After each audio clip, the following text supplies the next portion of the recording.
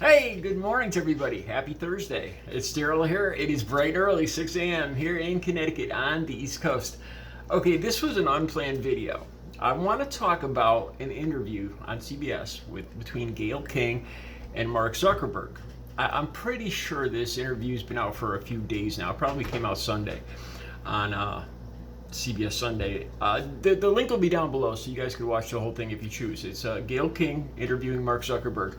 And I've seen this. They played it a few times each morning on CBS as I'm working out. I watched it and heard it in the background, and I've taken exception with this. I have a problem with Gayle King and her thought process, and the other people she's sitting with. After the interview, she sits down with the other hosts of CBS, and she kind of takes them to task. And I disagree with her, and I'll tell you guys why in a minute. All right, first of all, Mark Zuckerberg. I don't know, some of you might be surprised by this, but my gut feelings, as soon as I see Mark Zuckerberg, the way he talks, his whole aura, his whole charisma, I kind of like the guy. I do. I think the tendency is to beat up on anybody that's a super billionaire, this super intelligent, and then how the right labels this, he's one of the evil people that own these that the right keeps claiming they're being censored by, and he gets beat up on a lot. I think it's kind of the in thing to be, to not like Zuckerberg. To tell you the truth, I like him. I do. My gut instinct right off the bat when I listen to him talk, his words, his eyes, his body movements, I like him. I do. All right.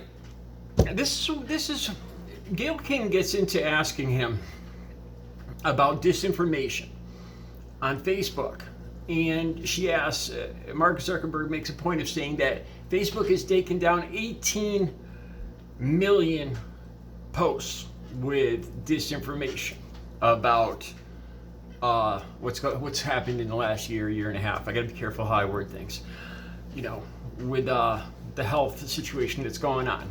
So Mark, she asked him about what he's doing at Facebook.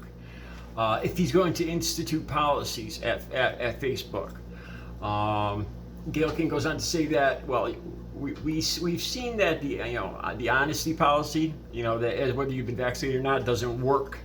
And she asked Zuckerberg, like, what would you do? And Zuckerberg goes on to say, well, if our employees lie to us, we've terminated employees before this. To me, all of Zuckerberg's answers were satisfactory. If I were him, I would have done the same thing. I'm getting to the point, though. This is what I want to really talk about. This is what I took exception to. Okay, so Zuckerberg says that he took down Facebook took down 18 million pieces of disinformation. People that are going on there for one reason or the other and spreading disinformation. Okay? And then Gayle King asked this question. She goes, but what's the number of people that have seen those 18 million posts, and what's the number of people that have acted on them? And then that doesn't make any sense to me. How can he possibly know that number? After the interview, the other host sat down, and Gayle King and the other host said, well, since the internet and our technology has become so far, she takes him to task, that he should have these numbers. Why doesn't he have these numbers? Okay, say this video, right? I can get a pretty good idea of how many people are watching it by the views, right? But after that, that's because my views are counted. But on Facebook, how does he know exactly how many people are watching each post? How many people clicked on it for a couple seconds? What if more than one person was watching at a time? But that's not really my big issue here. My issue is Gayle King keeps asking him, and then what are the number of people that acted on what they saw, the disinformation? How can anyone possibly know that?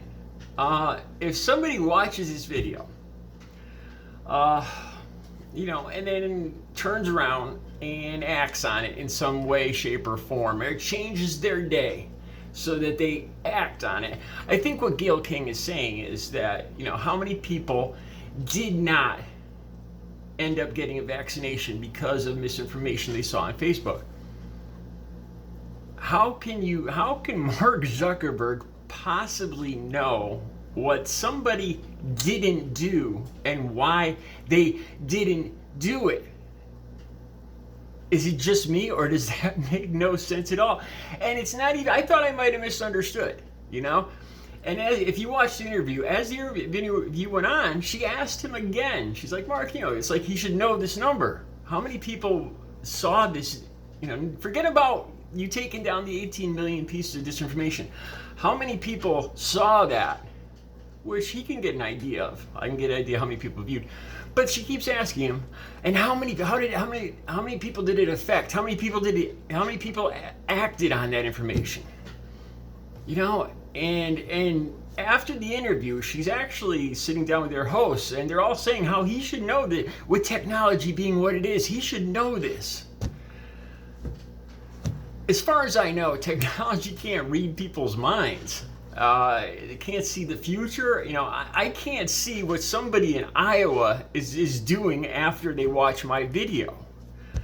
What if somebody, one of my detractors, one of my haters in Iowa watches my video, shuts it off, goes outside and kicks his dog in the front yard? I mean, I love animals. Don't take me to task for that. I've donated to the ASPCA. I love animals. But what if? How could I possibly know that, even if I was Mark Zuckerberg? You know what I mean? It seems ridiculous.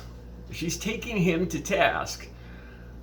And then on top of that, is it really him? Is it really his responsibility?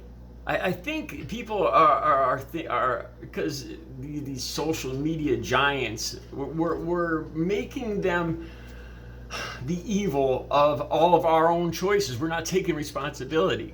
It's like it's Zuckerberg's fault. Or even to say, not to bring up what just happened in my life with my ex-girlfriend, but I would never blame Mark Zuckerberg for that. We make our own choices through a mix. And then she asks him, she brought up the fact that a lot of people get their news through Facebook and nothing else. That's their personal choice. I've talked about this on here before. There's a lot of people that do that, and they are woefully misinformed a lot of the time. If you don't go to more credible sources, or more than that, if you don't check your sources, like I told you guys, I go through multiple, I'll read all the conservative stuff. I'll read far-right conservative stuff, far-left conservative stuff on some of my apps. And then I'll try to sort out what the truth is. The truth lies somewhere in the middle, usually. And how is that Zuckerberg's fault, though? You know what I mean?